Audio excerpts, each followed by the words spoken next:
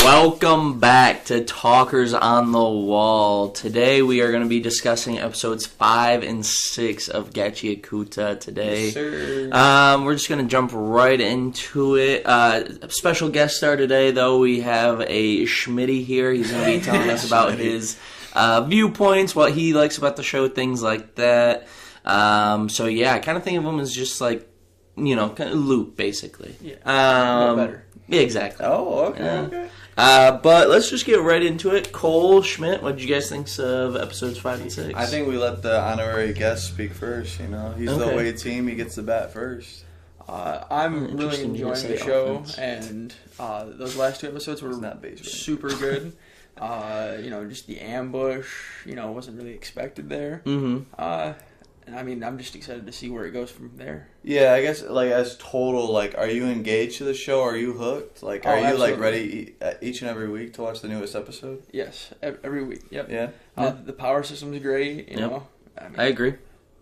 How do you feel about, like, the aesthetic of the show? That it's, like trash and, like, kind of like an apocalypse type of thing, but it's also got, like, very, like, metal influences. Like, everything's got, like, spikes and things like that to it. I like the post-apocalyptic, like, aspect of it, playing a lot of Fallout and games like that. Oh, yeah. I never even thought of, like, a Fallout. Yeah. That's a cool It is aspect. a good comparison. Yeah. It tracks me to it, Yeah, that's fair. That's fair, yeah.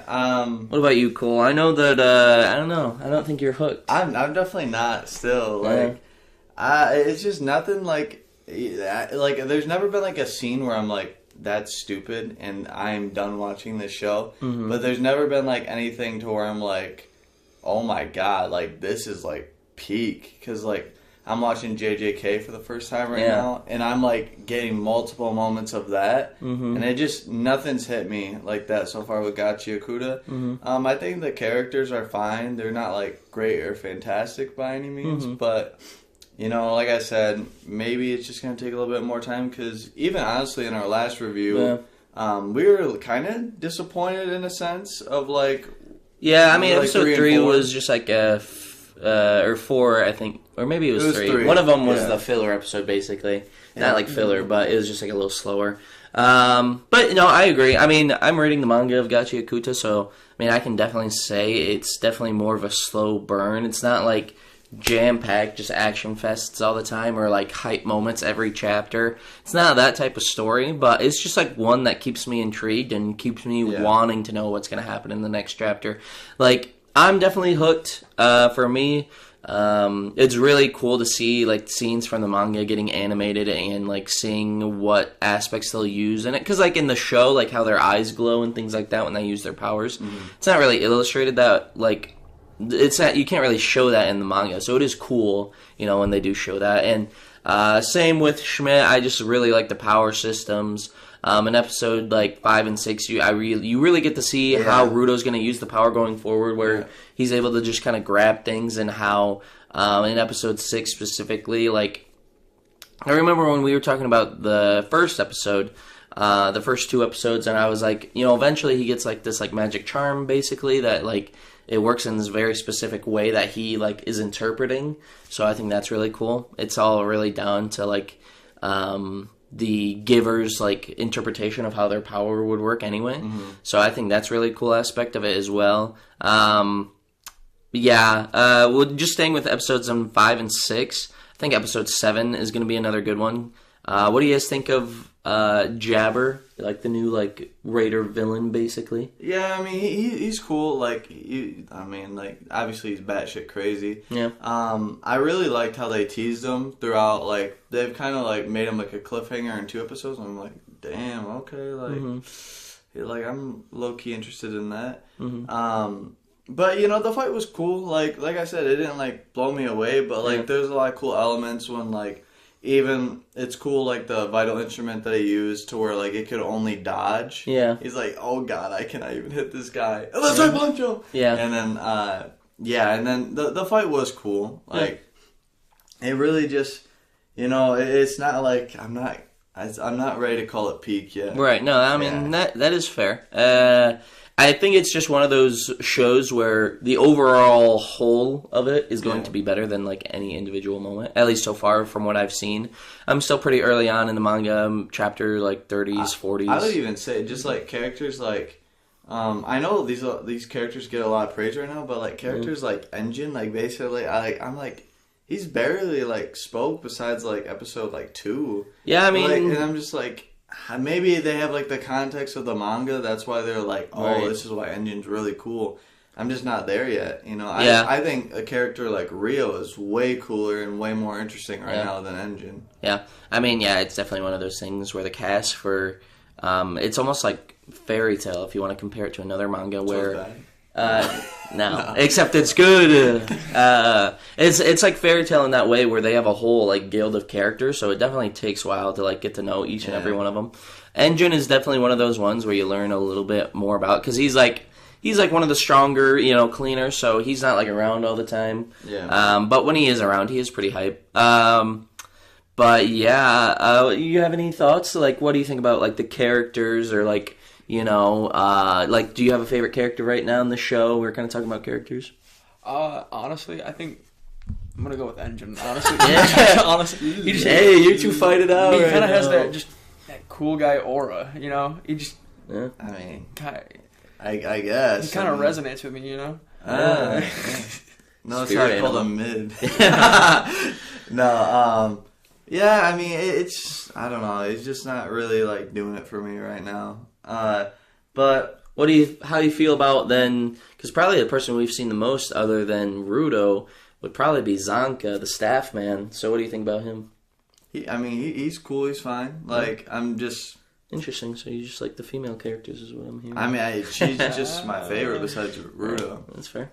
Yeah, I mean, just the scissor powers is pretty cool. Scissors is cool, and just how she's like pretty much kind of like playing more of a mentor role to Rudo. And Zanka is literally his mentor. But he's not doing his job. What?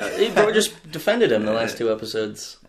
Rio took him out on like 1 mission. Hey, that's one more than Zanka. That's not even true. They're 1 for 1 right now. Zanka's with him right now, and Rio was with him at the Trash Beast one. One leads by example. Oh, you just haven't gotten there yet. Next episode, they'll be working together.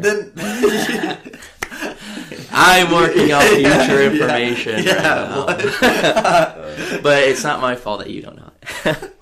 We're talking about the anime.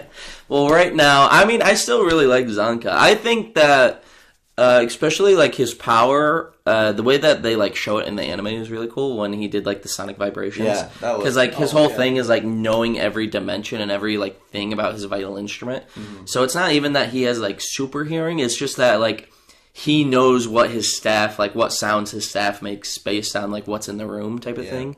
So I think that's really cool. Definitely just haven't seen like his full potential yet. I have unfortunately seen some spoilers from the manga. That's tough.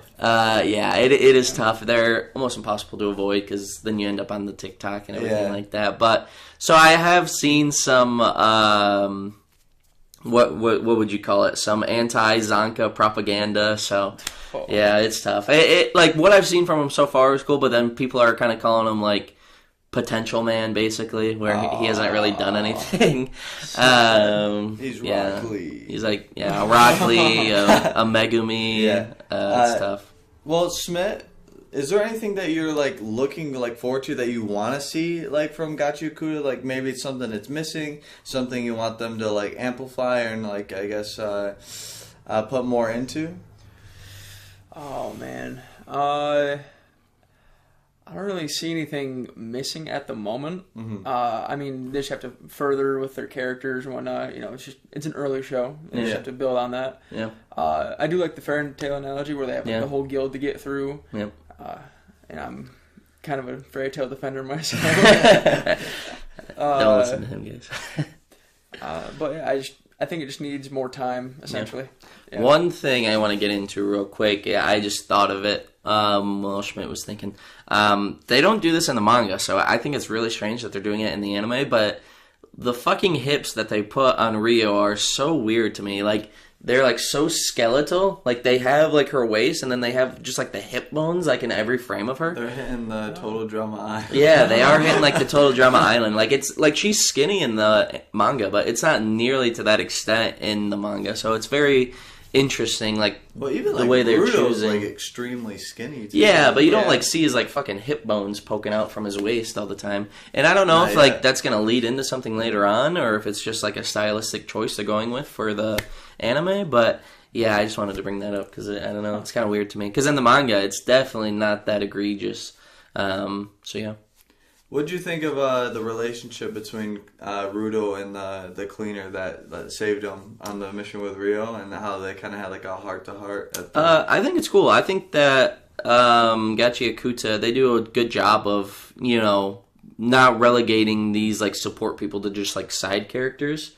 It goes a bit more into it in the manga, but they actually get names, like personalities. Like you actually like see them more than just kind of like, oh, they were there, remember, so that's how they got away from, like, a fight. Kind of like in, like, say, for example, Naruto, they have, like, all the support ninja. And it's like, how did they, like, survive? Yeah. Well, the support ninja were there. It's like, okay. Or they use them as, like, Vegeta to where they're like, look how tough this villain is. Yeah, I'm like, oh, they just get their shit rocked. How are you a Joni? Yeah, exactly. Yeah. No, in this one, they actually, I mean, we've only met, like, the two of them so far, but, they actually...